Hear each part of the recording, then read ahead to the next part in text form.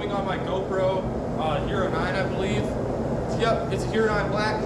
So I'm pretty excited because today we're doing a tile welded mosaic Damascus. And the reason I'm out here is because my forge is too loud. Don't know if I already said that. But basically what a tile weld is a bunch of squares all lined up next to each other. And instead of normal Damascus, which the layers are like this on top of each other, the squares are next to each other. So they're extremely hard to get to forge weld together. They're cut at an angle, so there is pressure down onto itself. And then I also have it encased in a full steel jacket on the top and bottom, and then weld across the sides that I did with my MIG welder. So unfortunately, the billet is too long for my forge, so I can't actually get both sides fully heated at the same time. So I'm trying to get as much to welding temperature as I can, and forge welding probably half of that, and then sticking it back in and getting the back side completely up to forge welding temperature. So I'm going in 2 passes. So without further ado, let's get in there. I don't know if you're gonna be able to hear me when I'm talking in here because how loud the forge is, but hopefully you can.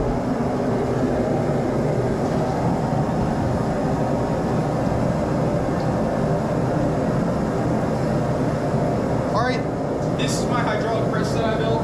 I just finished beefing it up, so hopefully it'll get the job done perfectly.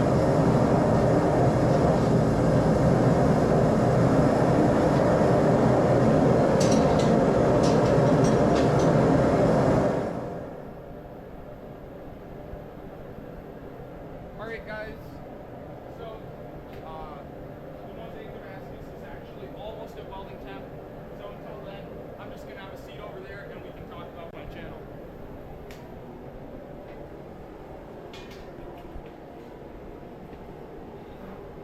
So, if you guys don't know me or my channel or haven't watched any of my videos, I'm a 17-year-old kid. I love blacksmithing, I love making knives, and I do my best to try and show you guys what I'm making and what I'm working on and that sort of thing. Unfortunately, I've only been able to film on my phone, so now I'm lucky that I remembered we had a GoPro, so I can start forming longer videos on there. But yeah, I've been filming shorts for a while on my phone, and I think I've posted about 300 shorts. I have, I think, 1,600 subscribers, so hopefully I get to 2,000 pretty soon. But I know that the long form videos are the only way I can get monetized unless I get 90 million views, I believe, on shorts. So this is new. I'm trying it out. So I'm going to sprinkle some borax onto that mosaic Damascus billet, and if it bubbles, that means the outside temperature is ready to forge weld. However, that probably means the inside is still a little bit too cold, so you want to let it sit in there for a few more minutes.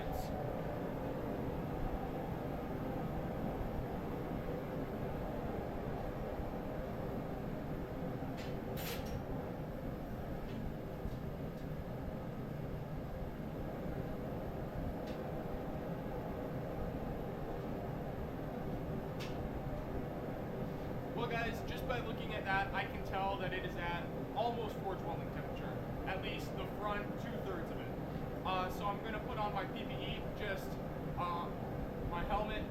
Sorry, I'm thinking about dirt biking. I'm going to put on my earmuffs, my safety goggles, and then my welding gloves, because flux can make some nasty burns.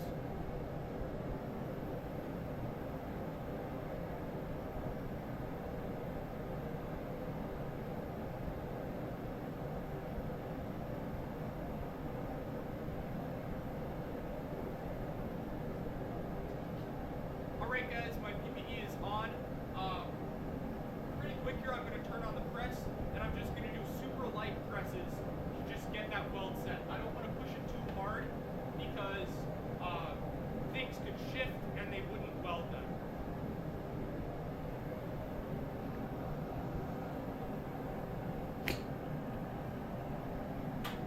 Alright, let's get a little closer to the press here. Alright, there we go.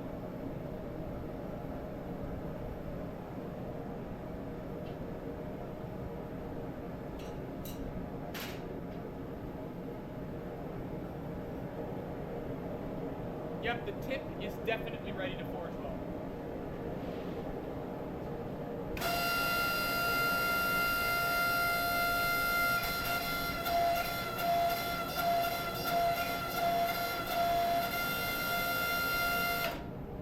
All right, I just got the first forge weld sort of tapped in. I'm putting some more flux on there real quick, and then I'm going to throw the back in until the back is in.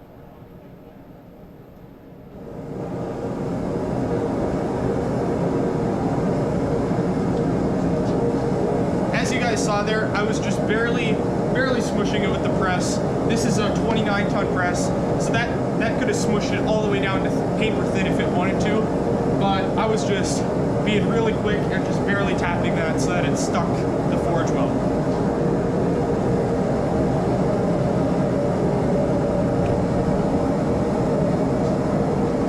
So one of my new additions to this press is this plate on the front. This is 1/2 inch, because before I had some 3/16 sheets right here, and that was supposed to keep the head from twisting back and forth on the clevis on the ramp. However, that's not what happened. I was re-squaring a Damascus billet, and the whole thing actually tilted backwards because of the immense pressure on the front plate. So I replaced it with 1/2 inch, and then I also put these, I don't really know what to call them, some sort of brace on the side to keep it from twisting at all, because this ramp, or this head, is only about 7 inches tall, so there's definitely a lot of room for it to twist, and you don't want that to happen, especially when you're trying to make an elaborate Damascus pattern.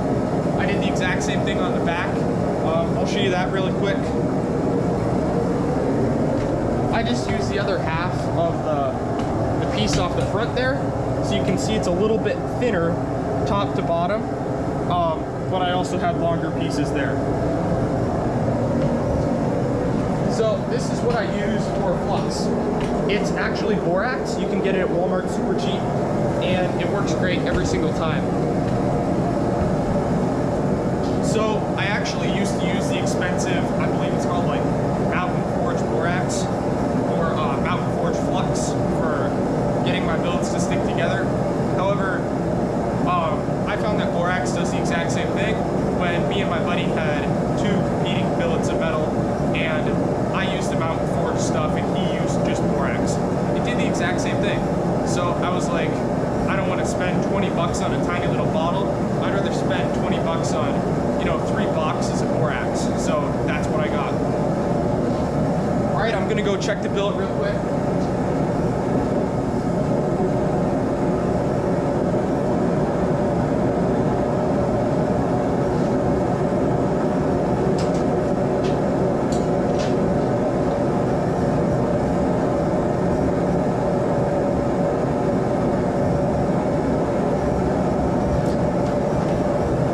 So that billet is almost up to temperature.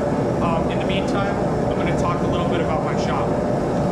So, number one machine that is probably the most usable is this hydraulic press, because with the stroke of 17 inches on this ramp, I can fit basically any shape of tool or any shape of dies in there that I want. And then this lever on here, if you push down a little bit, it moves the head really slow. If you push down a lot, it moves it at about 3 inches per second, so it's pretty quick. Alright. Second most useful tool, probably the power hammer. This is an Anyang power hammer, 33-pound head, 15 kilograms I believe. But yeah, this thing weighs about 1,600 pounds. It's great, it stands in at under 5 feet high, and the floor area really isn't that bad. I believe it's 3 by 2 feet, so it's just about perfect. Another tool I have, this is my 2x72 variable speed belt grinder that I built from a house-made kit. And I'll tell you guys, this kit was insane. It took me 6 hours to build this thing, and I think about $1,600 or $1,400 not that much effort for a great product versus a $3,000 grinder that I could buy from somewhere else. If you guys have more time than money, I would highly suggest that you get the house-made grinder kit. All right, I think that billet is going to be back up to temperature now. I'll get you nice and close here. My apologies, I'm not really used to using a tripod to film at all.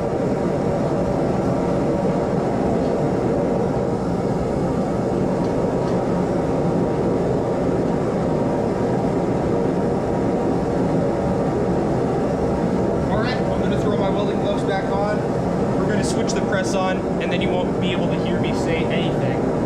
So enjoy the show.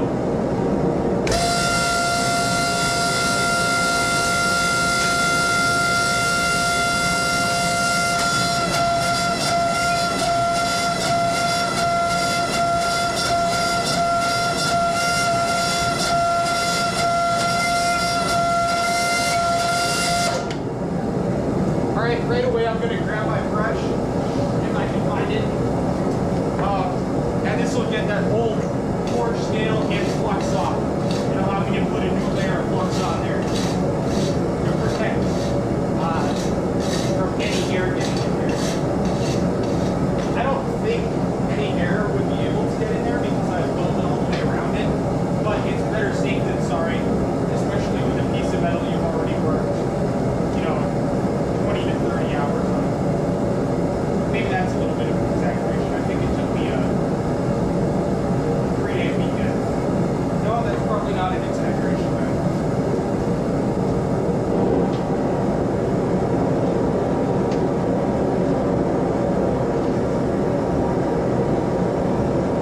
Alright, I'm going to heat up the back again and hit it with another pass just because the back was already hot. So I'm just going to hit it with another pass. In the meantime, I haven't greased the sides of this I-beam yet because of these new tabs I put on. I don't really want them making contact with the I-beam without any grease on there, so I'm going to throw some grease on.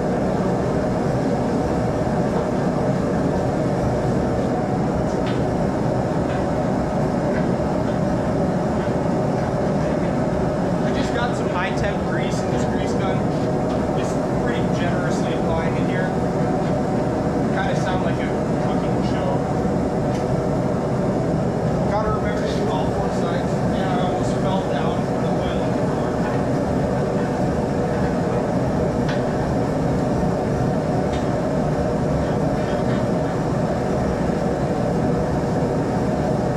If you guys are still watching, I just want to thank you. I know this is going a little bit slow, but it's extremely difficult for me to edit now that CapCut is gone, at least for my phone. I deleted it to free up storage so I could film more videos for you guys, and then it got kind of banned. So now I can't get it back, and there aren't really any other good softwares on there. So I'm just trying to film a one-take video for you guys, and I hope you like it.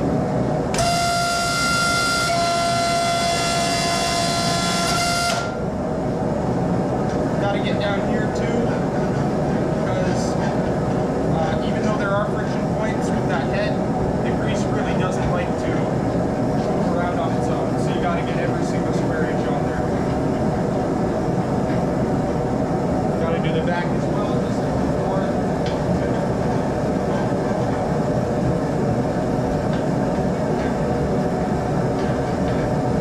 All right, that should be plenty.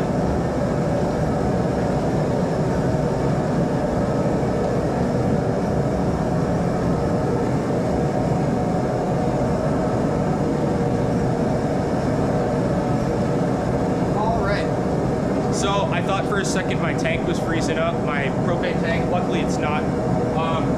The way I checked that is obviously an ice ring can form around the bottom of the propane tank, and because I'm running 30-pound propane tanks, that'll happen quite a lot if I'm forge welding. So it's always good to have a spare that you can just throw on. The other way I notice if a propane tank is running out is I usually run my forges at 15 PSI. I believe that's the correct unit. And if I start to see that dial go below 15, I know either it's freezing up or it's running out. And trust me, it's pretty terrible when your tank either freezes or runs out right before you're going to forge weld. So then you gotta try and switch tanks and heat it back up again. It's a real pain. You just want to heat it up in one go, forge weld it, and then put flux on it, and then take the tank off.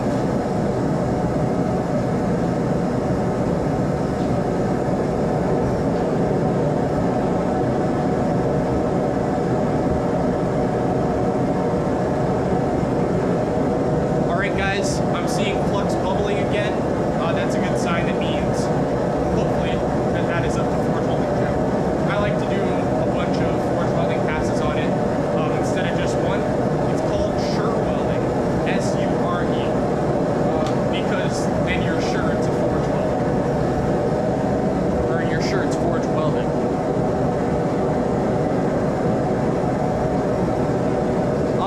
Another thing you want to watch out for when you're doing this is you don't really want to overheat your metal too much, because it can make it brittle. It'll make the grain structure there really large, so then you have to normalize it. So the only time you really want to overheat your metal, if you do that, is during the forge welding process.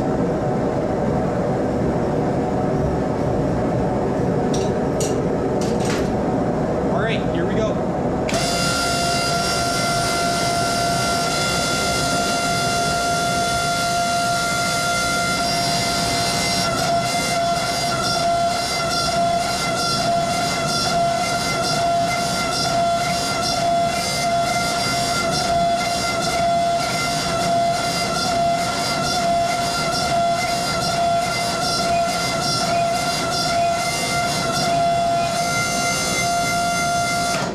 Going right to the brush again to get that old flux off and the old scale, and then I'm going to put new flux on there just in case. I always like to do that. It's the way I was taught, and it hasn't failed me yet.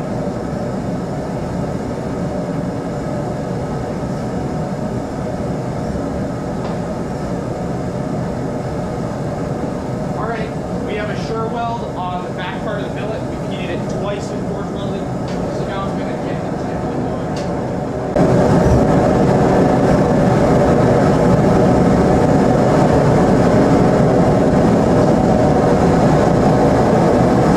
Believe it or not, when I sprinkle that borax on, some of it gets caught in the hot air and blown up, and it doesn't taste very good.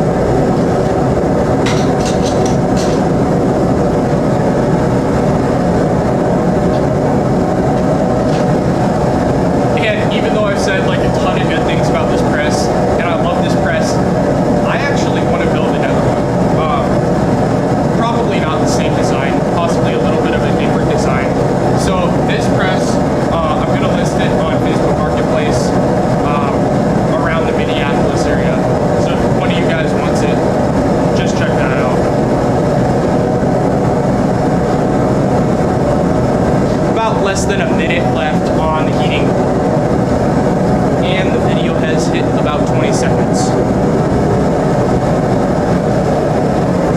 This one's going to be the exact same as the other one. I'm going to heat it, smash it, grab my brush it off, and get more flux on it.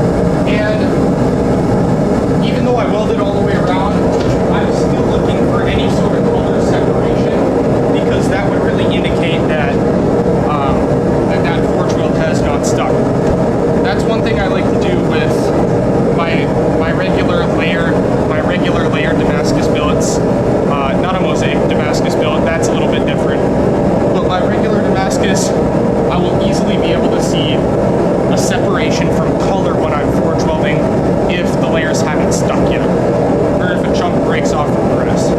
And that's really a pain. Then you gotta tear it apart, you gotta clean it all up, you gotta try and fit it back together. So I recommend really just letting that sit in the forge for a really long time to get it all the way up to temp. And make sure you clean your steel before. I think this should be a good angle for you guys.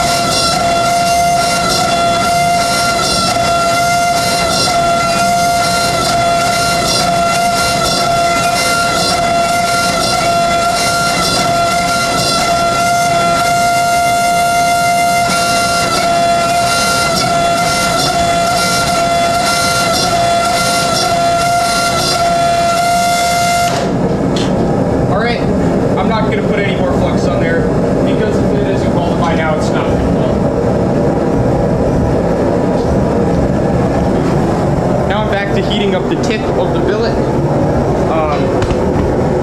because I've done, I think, 3 passes now on the back side of it.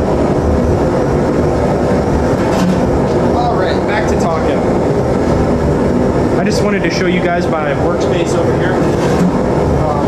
I'm a big fan of this workspace for a few reasons, because I actually have, how many is it? I actually have 4 vices set up here now. I have this knife vise, and if you guys don't know what a knife vise is, it's 2 pipes. One is inside the other, and you can clamp a knife in between these 2 wooden blocks, and then it will pivot 360 degrees around in a circle, which is perfect for hands in. And then I can have a bigger one and a smaller one that are set up with different fixtures in them, or at different twists for if I need to clamp something really fast. And then I also have a really small one to hold stuff that I'm spraying, or hold a small fixture, any sort of